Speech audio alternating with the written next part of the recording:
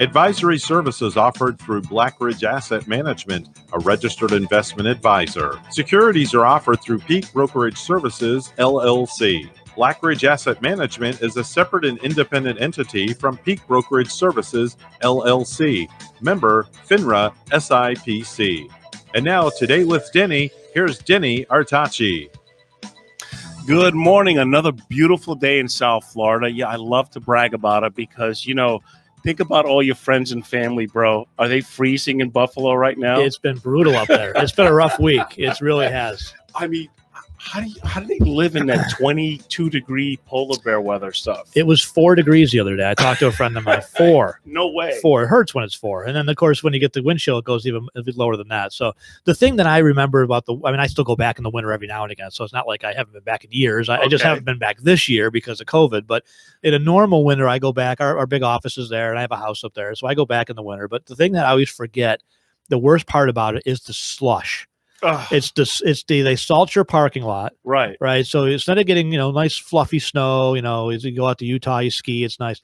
You get this, when you're working there, you get out of the car with your dress shoes on and your suit or whatever.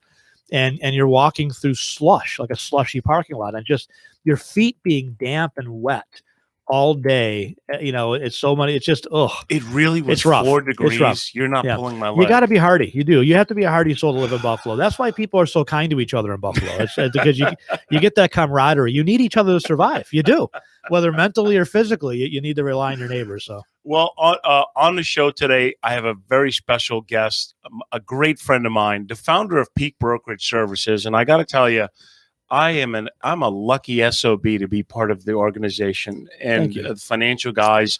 And, you and I, Evan was like, hey, do you have anyone to call? And I said, listen, Glenn's on the show today. We could talk for hours and it'll go by in 5 minutes. So you yourself have a great radio show. How long has the financial guys had their radio show in Buffalo, New York? It's been 22 years, and we're happy to have you at Peak. We're lucky to have you, Denny, because you're a great talent and just exactly the kind of culture that we're looking for, right? I've been on the radio. I started back in 1999 on a small station in Buffalo called WECK, and moved about a year and a half later with my partner Mike to an independent broker dealer, and then we moved at the same time our radio show over to WBEN, which is our flagship station out of Buffalo. We've been on multiple stations throughout the years. We're right now on 2 different stations. So we stream the Rochester, New York as well. But we've been on continuously since 99. So we're going, I guess, into our 22nd or 23rd year on the radio. You have an amazing, in Western New York, you guys are the guys. And, you talk finance, you talk politics. I don't talk political too much on this show because so many are emotionally charged. But, I love to have someone like you to talk about things. I had Joe Budd here a couple of weeks ago, and he's a chairperson of the Republican Party, and things are going great. But talk about how crazy New York, because you still have a house there. I do. Do you and officially a thriving business there? And a thriving business. But you're officially a Florida resident because the taxation in New York is out of control. The taxes are crazy. The politics, the regulation. Let me give you an example of, and this is why we're small government advocates, right? So, smaller the government, the more freedoms we have. The bigger the government, the less freedoms we have, and the less money we typically have. But this right here is a classic example of what a typical New York State regulation would be. And they just passed this, okay? So in New York now, you have to provide full-time employees with at least 1 week of vacation a year. Or I'm sorry, sick time a year. No problem, right? We do that as that's in our manual already. All right. But here's the catch. Now you have to allow your employees to roll those unused sick days, like unused minutes. Remember the phone carrier used to roll your extra minutes when there wasn't unlimited calling? You roll those unused sick days to the next year, and you can roll those continuously until they're used. And I said, of course, my logical question to my human resource person is, well, does that mean essentially that somebody who never takes a sick day but works for us for 20 years can take half the year off? She goes, no, Glenn, you can actually cap the amount of sick days that any employee can use at the same 7. I said, so essentially we have to keep track of the rollover days, but we can restrict them from using those days. Of course, we don't in our business. Those increase and whatnot. And then I said, well, what happens if we cap it at, let's say, 2 weeks, and they have all this unused sick time, do we have to pay them for unused sick time if we sever employment? And she goes, no, in our manual right now, you don't have to do that. In our manual, it states that you don't get paid for unused sick time. So I'm like, let me just get this straight. So we passed a regulation in New York that is supposed to be meant to help employees, where we have to at least give them at least a week of sick time. That sick time can be rolled to the following year if it's unused, but we can put in policies that never allow them to actually take advantage or use those sick days. She goes, yes, that's exactly right. I said, what's the point? She goes, well, the point is now we have to keep all track of all employees on a not just a calendar basis, but a rolling year-to-year basis, because what will happen is the labor department will come in and say, give me your list of your records for your sick days and what was used and unused. And we now have to keep all these records. And how long do you have to keep those records Definitely, as long as you have the employee. Oh, that's insane. Right? Your last podcast, which you and Mike just cracked me up in your podcast, but I think I got the email yesterday. You were talking about how this minimum wage thing is terrible for business. And of course it is. Can you imagine 20-something years ago if you had to pay people $15 an hour to build your business to where it is? Now, granted, we don't have anybody that we pay less than 15 right. that does in the organization. Well, let me tell you who it really hurts, Denny. It really hurts people between 18 and 25 and minorities that rely on these jobs to get their foot in the door and gain experience. And the statistics show this unequivocally, right? There's no debating this. The employers will adjust, right? And let me tell you, we ran a Subway restaurant years and years, 20 years ago, one of my side hustles, right? So we're serial entrepreneurs. So we've owned, multiple, we've always been in finance. We've always been our primary focus, but we've always had, other businesses, a tax office, Subway restaurant, things like that. So, our labor costs were 18%. Now at that time, the minimum wage was about $7.50 and we were paying about 10. If they raise minimum wage by 50%, let's say, right, which is what they're proposing. Yes. And our profit margin was about 15%. So if you go from 18% labor to all of a sudden you have to increase that by 9%, that cuts the profit margin in half. Do you think that business owners are going to go, oh, I guess I just make half the amount of money? Of course not. No, of course not. So they cut employees, they cut hours, they cut labor, they increase their prices, a little bit of both, right? But ultimately what happens is you don't have as many of those, those entry level jobs, which are super important, right? For kids and for young, professionals that are just getting into the workforce to understand a lot of things, how to work as a team, how to work with other people, how to take direction, how to follow schedule, how to follow orders, how to follow this procedures.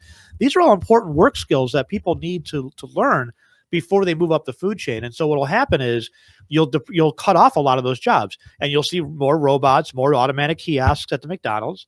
And sadly, those jobs won't be there for those entry-level folks. Look, it's just a game of numbers. You can't operate a business model if you're in a hole because you have to pay more over regulation. That's just not going to work. That's not how it works.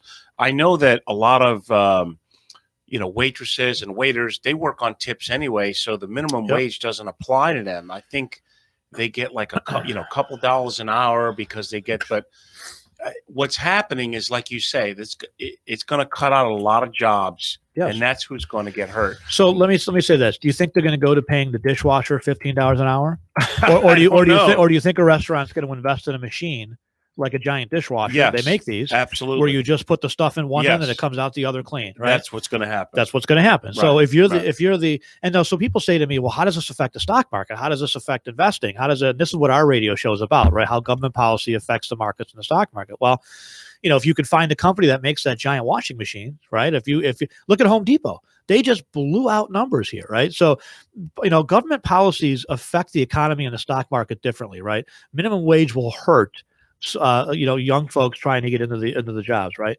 But it won't hurt and owners trying to make ends meet. But it won't hurt McDonald's, right? Because again, McDonald's is a giant corporation that's just going to basically say, okay, we're going to now provide our franchisees, right?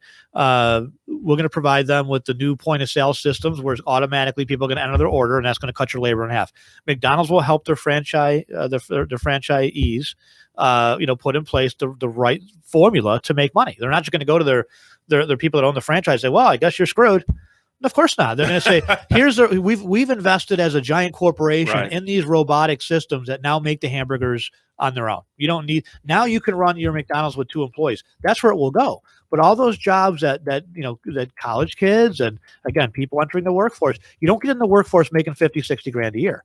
right? You start somewhere, right? I started as a library page, and well, actually, it started before that delivering papers, right? You make $2 or whatever delivering newspapers in your neighborhood, but those are important skills. Those are responsibility of getting up on a weekend and having to deliver those papers. People relying upon you even at a young age, at 11, 12 years old or whatever it was when I was doing that. Those early experiences are very important to shape the careers of young professionals, and taking out that bottom rung of the ladder just delays and makes it that much more difficult for those kids and those people entering the workforce to develop those really important skills that they'll need later in life.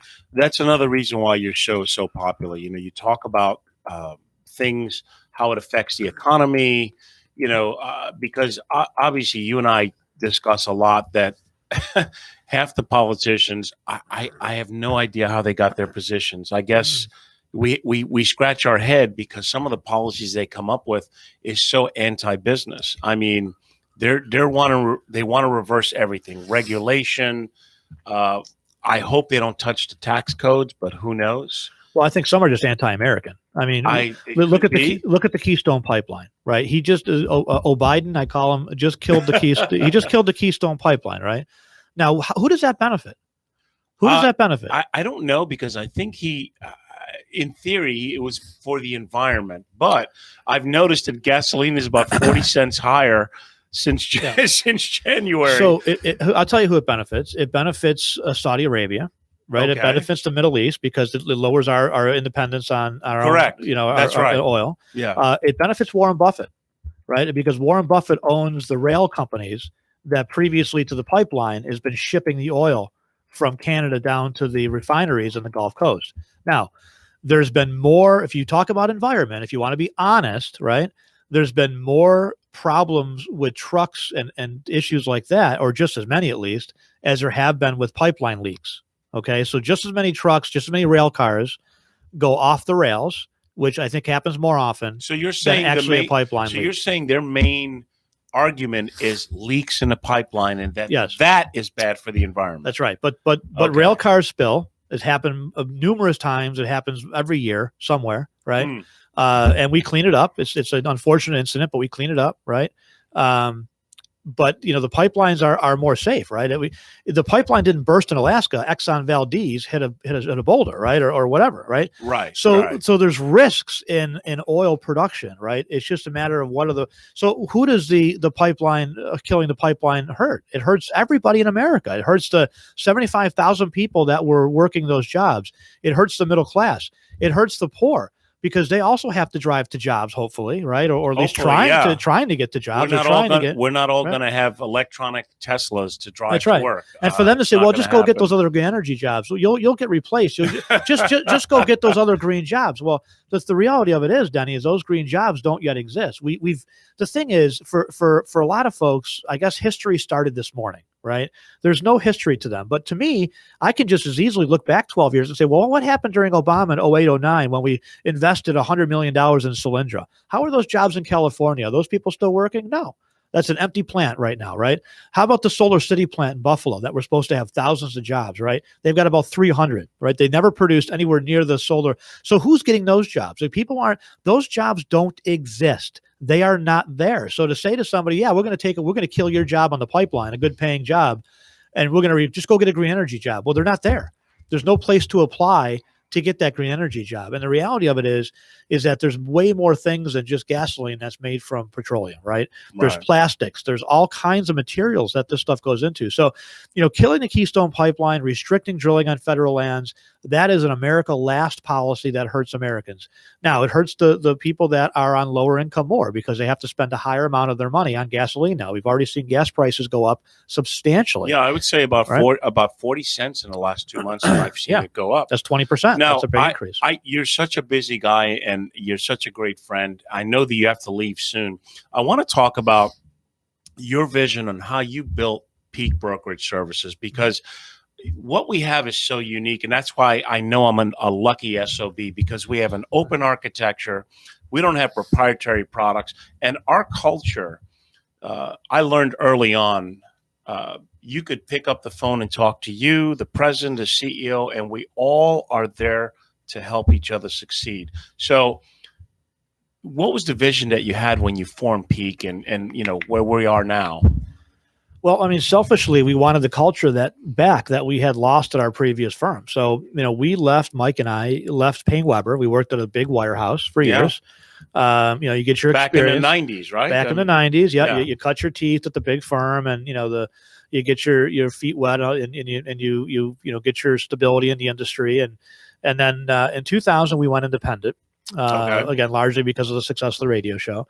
And we ended up at a wonderful firm. They were a really small organization at the time. There was like 50 advisors there. And it was a culture of collaboration that was really very unique in the industry. Coming from a wirehouse and this industry in general, which is very cutthroat, right? You don't see a lot of collaboration, a lot of working with each other.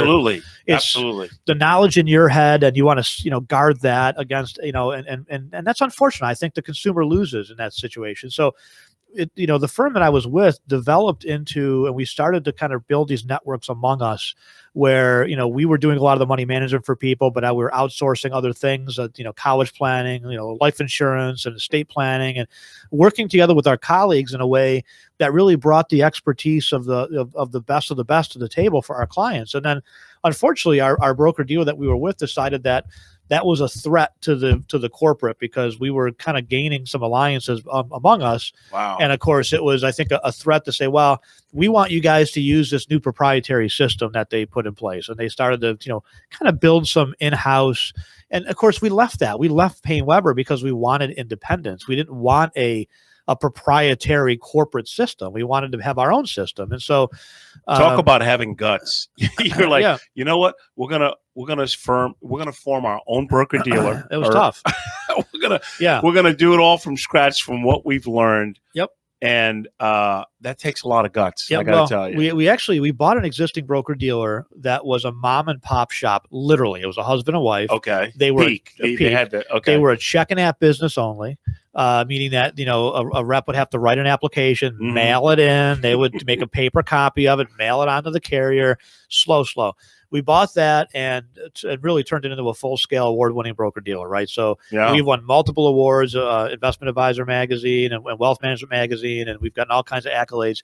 We are really, I think, on the cutting edge of technology, because we got to build everything fresh and new, right? We got to take the best of the best and go out there and put that in place. And how many people said you can't do that, Glenn? Lots. What are you crazy? You're going to form your own broker dealer, and who do you think you are? Yeah, we launched a broker dealer. We launched an RIA, and we built an FMO all simultaneously in the last 5 years. And it was a heavy lift. We're fast approaching 100 advisors. The firm we bought had 8 advisors, and we let 5 of them go right out of the gate. So we started with 3. Okay, so that's where we're at. We're at about 100, and we're in like 100, 18 states, I believe, right? We are at least in 18 states. The interesting thing also is independent solutions.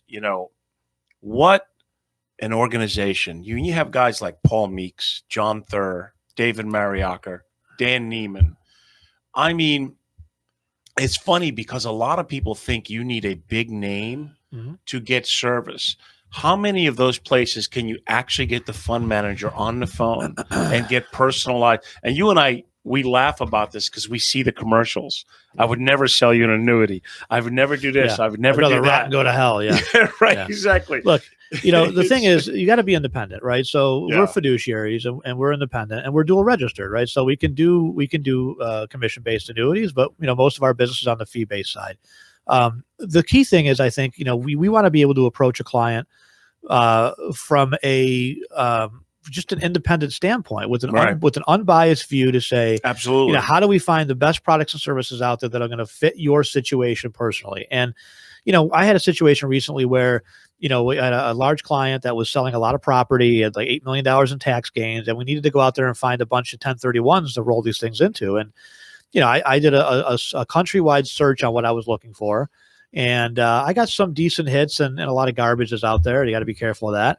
And I found a company that we did not have a sales agreement with, but had a lot of great products. The best thing about being independent, we just go out and we sign a sales agreement with them. It's just that easy, right? So I go out, we say, okay, I need to use your product. Let's get a sales agreement in place. We bring that product in, and we solve that need for that client. So if it's not in our inventory already, it's very easy to go out and get that particular product or service into our inventory so that we can make that happen for a client. So, and I got to tell you that it's so huge. I know that McCrary has left, but I swear to God, you guys should promote me and make me in charge of recruiting, because the story is unbelievable. We truly are an open architecture where you can get anybody on the phone to figure it out. Yep. That's huge.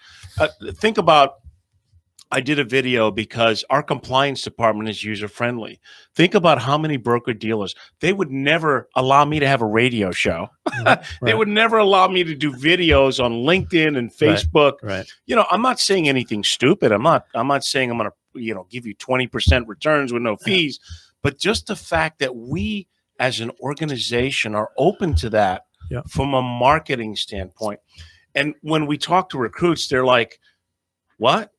I can post on LinkedIn and Facebook? No, you got to be. They don't believe us, Glenn. They don't believe us. Well, I talked to somebody recently, and they said, I would love to do, talk to the media and do some interviews and do some online stuff. And my broker dealer won't let me. And I said to them, if your broker dealer doesn't trust you to talk to a reporter, why would they trust you to talk to a client? I mean, if they, what kind of view or what kind of thought do they have about their advisors if they don't have the confidence in them to speak intelligently on the radio or on TV? I mean, we actually have a program in place where we help folks with PR to get them on TV and radio and things like that, right? Exactly. I mean, Paul Meeks, you mentioned, Paul was on yesterday morning on CNBC. He's on every week. So we know that early. He was on at 6 a.m., dude. Yeah. I'm still sleeping. Yeah, but like you said, to your point, though, that's, at our firm, that's my other RIA, Independent Solutions, that we operate. We have almost, I think, over now $750 million in assets under management. So we're fast approaching $1 billion. But like you said, we can get Paul on the phone. It's pretty powerful to talk to a client and explain the different portfolio models we have, and then say, you know what, would you like to talk to Dave Mariacker? Would you like to talk to John Thur? Or would you like me to get Paul on the phone? And we can get Paul on the phone, and they can ask and talk directly to those folks. I mean, Paul was the largest tech manager in the world when he managed the tech fund for Merrill Lynch back in the dot-com bubble. So he's on CNBC every week. And when I had him on the show, I said, ladies and gentlemen, this is the other rock star. I played with the groups that I did, but this guy here, no doubt, he's the real deal. And he's just, I mean, look, they interview him every week to ask his opinion, and he's part of the Independent Solutions package. What I also like about our model is we do have partners. We have tax specialists. We have attorneys. We have college planners. We have Speraza does a great job with the PNC, with the homeowners and auto. Homeowners and auto. I mean, that's no joke. He's saving people a lot of money. Yeah, we talk about the money savings a lot with property and casualty, homeowners and auto, but I think, to me, more importantly, is making sure that our clients have the right coverage, because you spend your lifetime building your wealth. Sometimes it's millions of dollars in wealth. And if you don't have the right liability insurance, which might only cost you an extra couple $100 a year, and you get into a car accident, I mean, look, it happens to everybody. It just happened to Tiger Woods. Now it was a single car crash, but what happens if that's a case where he hits somebody else and now he's embroiled in a lawsuit, right? I'm sure Tiger Woods has the right liability insurance, but but imagine so you're not Tiger Woods, right? You've got a couple $1 million. You spent your lifetime accumulating this wealth, and suddenly now you didn't want to spend the extra $300 sometimes to get an extra $1 million or $2 million umbrella policy. And now you get in a head-on car crash or a car crash and you get sued for $1 million and your limits are only $500,000. You're on the hook for the other $500,000, right? I think it's a good time for a break here. Evan is I want to come back with the great Glenn Wiggle, and you're here with Today with Denny.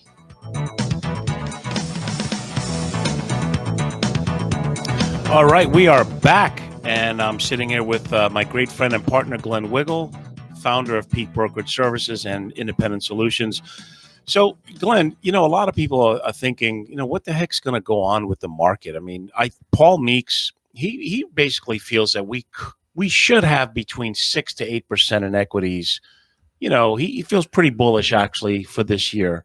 Do you feel the same thing? I mean, do you think it looks pretty good for the market? I mean, I do. I think it'll be a choppy year. I think, a mid to low or mid to high single digits, I think, is more reasonable on a return, which is under average. I mean, the average for the stock market is 10 or 11%.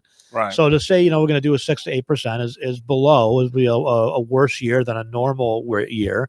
I think you could have a negative year potentially, depending on what happens throughout the year. I think, the key thing to watch is really going to be interest rates. That's John Thur, I mentioned before. He's our most senior analyst. So he's a CFA, sure. 42 years in the industry. He has managed billions of dollars in the past, just like Paul, and manages, hundreds of millions of dollars for us today. And, he's been talking about, he's our bond guy, right? So he's our interest rate specialist. And he's the one that's been saying for quite some time, it's all about the bond market, guys. He goes, what's going to affect the stock market? You look at tax rates, you look at government policy, look at all this stuff, look at valuations. That's important too. But it to me, as he would say, I'm taking his words, it all comes down to interest rates and where they go, because the higher interest rates go, the more it hurts high multiple stocks. And you're seeing that today with the NASDAQ taking a bit all week, really. The NASDAQ has taken has led to declines as we go through a little bit of a correction here, mainly led by tech, because as interest rates go higher, that affects higher multiple stocks more. And so you're seeing that rotation now a little bit. And so a lot will depend on where interest rates go. If interest rates continue to climb, we've seen a pretty hefty increase in the 10-year treasury, which now is at a 1-year high. So it's really rallied the last several months. They have to raise rates. I mean, they're printing so much money. This latest stimulus package is adding $2 trillion to the debt. And people, you know what? They don't understand what a trillion means. If you were to count a trillion seconds, you'd go back like 30,000 years. It's crazy. And we're up to like 28 trillion. 20 trillion. Think about this in comparison for folks that are maybe younger listening to this show. We were in 2006, 2008 when Obama took over. In 2006, Nancy Pelosi took over the Congress. Okay. At that point, we were $6 trillion in debt. $6 trillion. $6 trillion. Man, I would love that right now. $6 trillion. By the time Obama was done, okay, he got into power in 08, was there till 16, right? That 8 year by 2016, we had already eclipsed $20 trillion in debt. 14 trillion between Nancy Pelosi and Obama in just a basically 10-year time frame. That's unbelievable. Now it's gotten worse, and shame on these Republicans for going along with it, right? And I talked to a lot of them over the years. We've had a lot of Congress people on our show, and why do they do it? Why are they doing it? They never. Here's what they would say, and this is where the Republicans need to actually grow a spine. This is not the hill to die on, they'll say. We can't let them shut down government because the Democrats will take their football and go home, and they'll threaten the nuclear option of shutting down government. And the last time that was bad for Republicans. I'm like, wait a minute. The last time the government was shut down, we won more seats in the House and more legislative state seats than we ever have in history. What are you talking about? But it hurt us. It has to be an accounting because ultimately what it means – look, this debt has to be paid down, and it only means one thing: higher taxes. Someone has to grow a spine and says, we've been printing too much money. We've got to put a stop to it. I know people are hurting right now. This, a lot. But they haven't gotten any money. They haven't gotten any money. No, that's right. Where are these checks? We've been talking about this for 3 months now, right? Oh, we're going to have a second round of stimulus. Special interest. Nobody has gotten a penny. Right. At Special this point. interest. Now they might get $1,400, maybe. Right. Catch this though. They just changed the rules so that government workers can. And I don't know if this is passed yet, but I just read this yesterday. They're proposing for government workers that have to stay home to homeschool their kids because their schools are closed up to 15 weeks of like 1,500 hours a week or something crazy like that. Oh my God. Right. So how would you feel if you're in the private sector, right? Your employer may or may not be understanding. You're trying to handle your kids, not in this state, of course, because fortunately kids are back to school thanks to Governor Ron DeSantis, making it a rule that you have to provide in-school learning. But in states like New York, some schools are open 1 day a week, 2 days a week. And that's it. Some are not open at all. They're not. Right? Okay. What do you do as a parent that's trying to go to work and feed your family? What do you do with your kids throughout the day? What do you do to make sure your kids are keeping up and getting educated? The side effects of this whole thing and what we have done psychologically to our kids is just tragic, and it cannot be excused. It cannot be excused. And for these unions to continue to go down this path of staying closed, but you're talking about handing benefits to government workers again, right? Meanwhile, the private sector is no checks, none.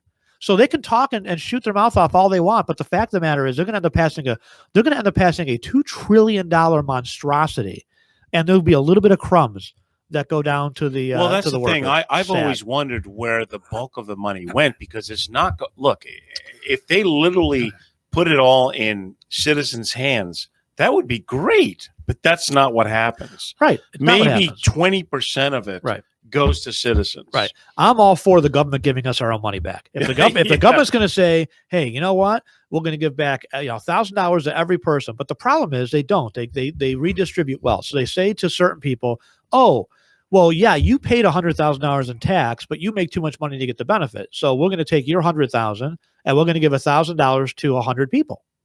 And those 100 people don't make, the same amount of money that the one paid 100,000. Now, again, I'm all for charity. That's fine. And I'm all for helping people and getting them a leg up and having a safety net.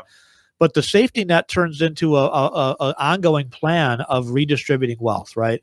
And when you do that, you're taking from productive people and you're giving to other people. And it's not, what we should be doing is lowering tax rates for everybody, giving everybody the opportunity, getting rid of regulations, not putting things in like minimum wage, and allowing the free market to work. I mean, we've got the best and strongest economy in the world because of free market capitalism, not because of central planning government, right? And I think that ultimately, we need a Republican Party that's going to, again, profess smaller governments. We haven't had that. Rand Paul and a handful of Republicans are the only people out there that are sounding the alarm bells on the debt that we have and the amount of money we're spending. Sadly, we've had a Congressman, Chris Collins. You may know him from insider trading and actually serving jail time, right? Sure. But he's been on the show. He's a Buffalo guy, represented that area multiple times, right? He was a very fiscal conservative guy when he was the county executive of Erie County. Ran on a lean Six Sigma philosophy, cut all the fat out, left Erie County with $100 million surplus from a control board when he took over. Phenomenal job. Goes to Washington, votes for every single spending increase and continuing spending resolution that they put on his desk. So what happened? Did they make him an offer he couldn't refuse? I asked him. I said, Chris, you start off the conversation with, we got to worry about the debt. And then he goes right into, we got to worry about the debt. I said, whoa, I got to stop you right there, Chris, because you voted for every increase. Why? How can you say out of the one side of your mouth, we have to worry about spending, but then vote for all the spending? And here's his response. Again, this is what did he say? What did he say? Because if we don't do this, the Democrats will shut down the government. That's the threat, right? That's the threat, that if you don't play ball, it's like I don't even know how to describe it. It's like dealing with, almost like negotiating with terrorists in a way. And I don't mean to equate Democrats with terrorists, but it's the way I can describe it, right? Don't give. For those listening, Glenn's show is heavily politically, he knows I'm unapologetically a conservative Republican. I don't dig into it deeply because you know why, Glenn? I want to create my own reality. And if I watched all this stuff like you do, I'd be officially depressed every day. It drives you crazy. And I can't do that with myself. By the way, you missed a hell of a show this weekend. We videotaped it. I got to see the video. You got to send me the video. Well, I gotta sit through it, and we had. I'm a loser. I'm in bed like 9 o'clock, 9:30. You're just going on stage. I'm going to bed. I'm old. You say you want to play drums and be back in a band. I'm dying to. Yeah, I can't stay up past 9 o'clock. That's the problem. It's hard to play gigs when you're in bed by 9:15. Well, listen, let's recap all the things you do. You run Peak Brokerage. You run Independent Solutions. You're on how many? With partners. With partners, of course. Yeah, it's not just you. Of course, you've got your. I was hoping Lomas would call in today, but who knows? Maybe he's sleeping in. I don't know. Because between the two of you, you have some great stories through the years. Oh, God, yeah. But you got all these things going on. Of course, you want to go to sleep at 9 o'clock, 9:30. But I'm up at 4. You're up at 4, right? Yeah. Now, if the gig starts at 4, I'm good. I'm like my Italian grandmother. She used to go to bed. She used to fall asleep at dinner and then wake up at 3 o'clock in the morning and start making sauce. That's how they roll. I just, what do you think? Looking forward, what do you see? What's on tap for Peak and Independent Solutions? And what are the plans for the next 3 to 5 years? Because we're growing nicely. Yeah, we're growing well. Peak will continue to grow till we get to about 250 to 300 advisors. So that's the cap, right? So, we believe that size is the culture killer, right? And so we are very cautious about defending the culture that we've created. I mean, that culture of collaboration, the fact that I can pick up a phone and call a colleague in St. Louis and say, I need help on this case. Right. You've got the expertise that I need. is phenomenal. Yeah. You know, there's no firm that operates like that. So, you know, I can pick up the phone and call, you know, somebody in Texas that's a fixed income specialist that does closed-end bond funds, right? Brian Carlson, great guy, right? Brian, I need help on this. No problem, Glenn. What can I do to help you? Here's 6 issues you might want to look at, right? Here's different, you know, it's just that opportunity to work together does not exist in this industry. And it's unfortunate because it really should. And so I think that will continue to attract advisors that will continue to win awards because of that. And then we'll probably cap out at that 250, 300. And at that point, you know, it becomes a closed club, right? You don't get invited in until a member leaves. You know, that's kind of how it will be. Or retires or whatever. And so that's the goal for Peak, is to get to that level. We do keep winning awards for compliance and marketing because, like I said, I love the fact that I can brand myself. You know, I'm on social media, I'm on LinkedIn, I'm on Facebook, and that's really where the business. Think about when you and I were doing this 20 years ago. we stuffed envelopes. Oh yeah. We did all that antiquated stuff where today everything's on social media and we didn't even have high-speed internet back then. Exactly. We had a satellite dish when we left Payne Weber. On the first office we had, they didn't even have high-speed internet out there. And this was like a wealthy suburb. They had it was AOL dial-up. Or you put a satellite dish on your roof. It was crazy.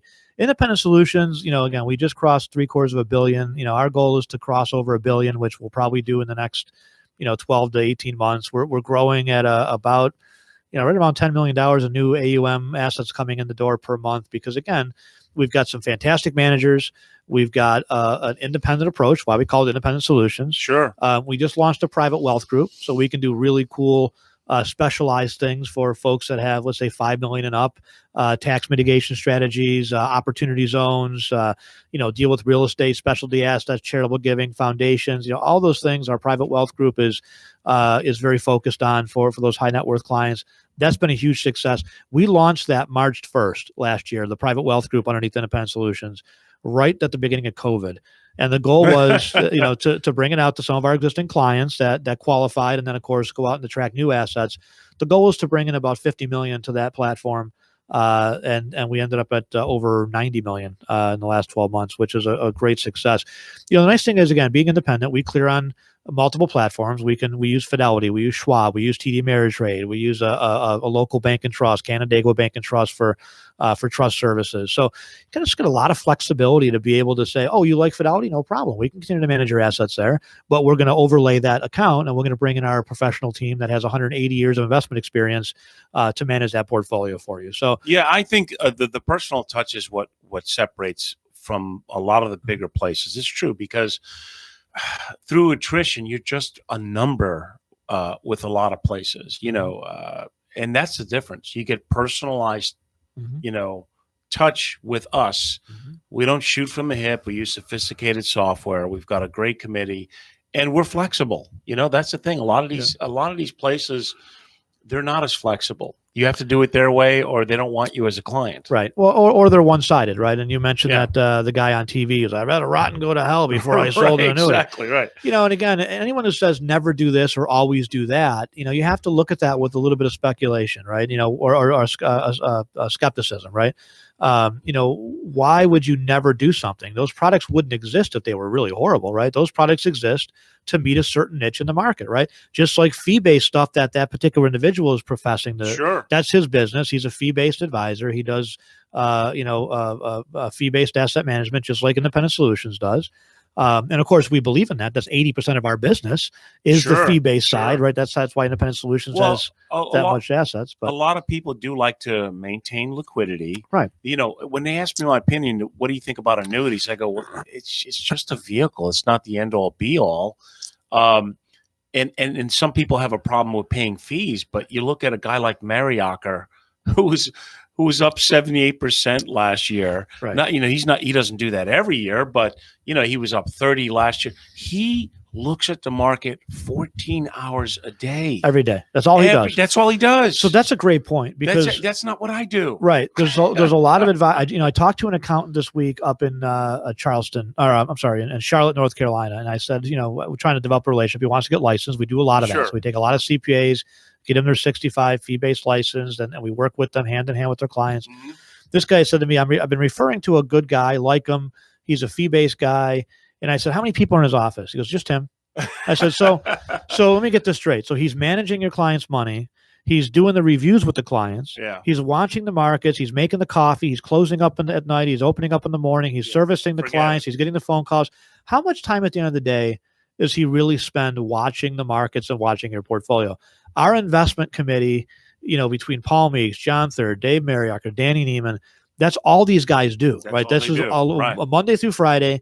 In fact, John Third even told me recently, he goes, the market's getting more difficult. Don't call me between 9:30 and 4. 9:30 and 4, my phone's off and I'm watching what's going on and I'm making trades. And these guys are serious about what they do, but that's the only thing that they do, right? So John does not deal with. They're still available to get on the phone with a client. Usually after 4, but after 4, yes. but they will. They'll get on a client. They'll have that conversation. But my point is they're not doing the servicing and the client reviews. Like I do most of the client reviews. Like I'm servicing the clients. Like we're working. I have a couple today. I did a couple yesterday. We work with the clients to make sure that we're doing their financial planning, making sure that they're on the right track, going in the right direction. And of course we do manage money too. I dabble in that myself, but I try, most of my money is with our managers because they're doing it. Yeah, David, 9 to 5 and they're just crushing it. Now, I'm making you late for your next meeting, right? You're already at least 10 minutes late. We'll see. I got to be down in Jupiter, so I map quested it. You see, our time has gone by fast. We haven't even talked about other things, but dude, like I said, I'm very appreciative of our relationship, personally and business wise. I think what we're doing as a company is amazing. We have advisors that are very successful, that are willing to share what they do. It's so funny because these other firms, they act like you're going to steal their clients if they tell you your secrets. How am I going to affect a guy in Ohio if he shares with me what he does and works in Ohio? So I could never understand that culture. And you knew that too when you were in Payne Weber. Yeah. What was that story? You went to the biggest producer and the guy said, well, you just need to have more people know who you are. Yeah. Well, it's funny because he actually tried to give us the right advice, but I was so skeptical. I thought he was pulling our chain, but one guy told me, honestly, when I talked to one guy, I said, I would go and just join boards. And that's how I did it. Yeah. Yeah. Then you find out later in 1980, his senior partner died and he inherited $20 million in assets. Right. So no, you didn't get it from joining boards. You got it because you had $20 million fall in your lap, 30 years ago. Right. I talked to one guy though, and this guy has since retired. Marty is a great guy. And Mike and I'll never forget this. Mike and I sat down. This is how we got our radio show career started. We sat down with Marty and he said, Marty, the same question to all these guys. What would you do today if you were in our situation, right? Not what did you do? Right. But more importantly, things change, right? You've been in business a long time. Yeah. What would you do today if you had to start all over again like we are starting? What would you do if you were us? And he said, I wouldn't do anything. I would wait for business to come to you.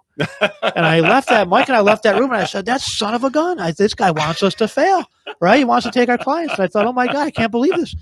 But I thought about that and my mind works like it just continues to always like replay things. Like I'm running constant simulation. So I thought about it. And I kept resonating with me. And finally, the epiphany happens. The light bulb goes off. And I said to Mike, I got it. He was writing an article for a local business publication. And as a result, he had built the name recognition to where people were literally calling and going to him. That's what he meant, Mike. He meant for us to figure out a way to get our name out there. And so we started doing seminars, but we realized that seminars wasn't going fast enough and we needed a bigger audience faster. And we looked at each other and said, where can we write an article? We can write for Business First. My uncle was writing for Business First. I said, Mike, can you write articles? He goes, no, I stink at writing. He looked at me, he goes, Glenn, how about you? Can you write? I go, well, no, I was a math major for a reason, buddy. Well, but we could talk. And so we did radio. And that's how we started with radio. So let's do radio. And that's how we started. That's where it really amazes me. The most important decision that a person can make is retirement, when they take Social Security and things like that. And they spend more time going on vacation, like that old joke that we know as advisors. Planning a vacation, yes. And why even my clients talk to other people, and I encourage that. You know why?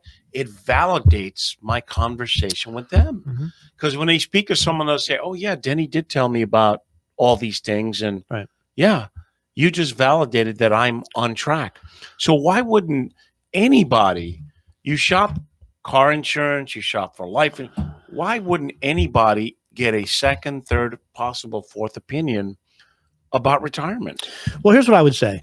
If you trust the person you're working with, okay, like I don't want to break up a good marriage, right?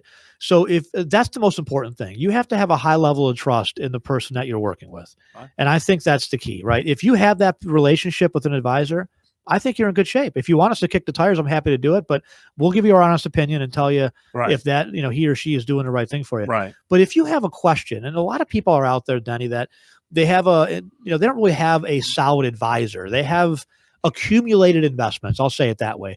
They've got a 401k. Sure. They bought some stuff through the bank. They have this insurance product, but they don't really have a cohesive financial planner, like somebody they're working with that can take all their stuff, all their investment things that they've accumulated over the years, and start to bring them together in a cohesive retirement plan. And that's really at the core of what we do. Yes, we bring great money management, and yes, we bring, expertise and things like that. But at the core, what we try to do is start with the financial planning process to make sure that we develop that roadmap so that our clients are going in the right direction and going in the right way. It's easier to fill in the products, to be honest with you, than it is to start with that. And I utilize the vacation as a great analogy. I used to do this when we could actually do it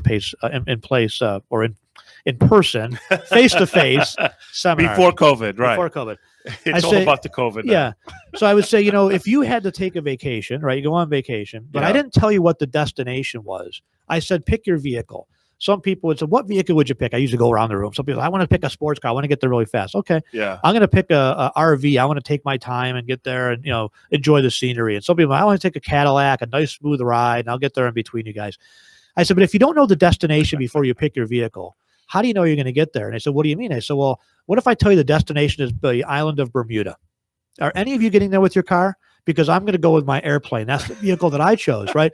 That's the danger, Denny, of picking an investment first before understanding where you're trying to go with your money. What are you trying to accomplish? What are you trying to achieve? What is that destination for you? What is the end game? Exactly. What is there's a lot of proponents to that because taxation is a huge deal. Yep. It's not what you make, but what you get to keep. Yep. And is it really going to last you 25 to 30 years in retirement? Or more. Right. People are living longer. Yeah. And what are you going to do about inflation? That's why people invest, because think about it. If you weren't concerned about inflation, then just get a fixed account or whatever the deal is, and your money's safe.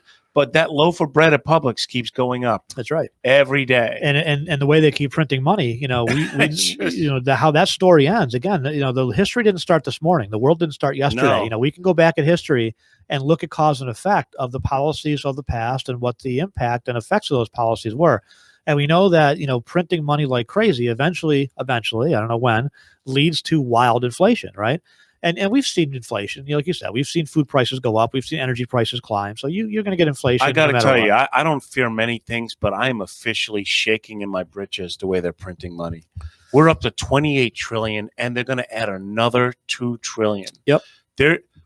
There's got to be an accounting soon. Now, as I predicted, our time is, I think my producer, Evan, this is the quietest Evan has ever been in any of my radio broadcasts.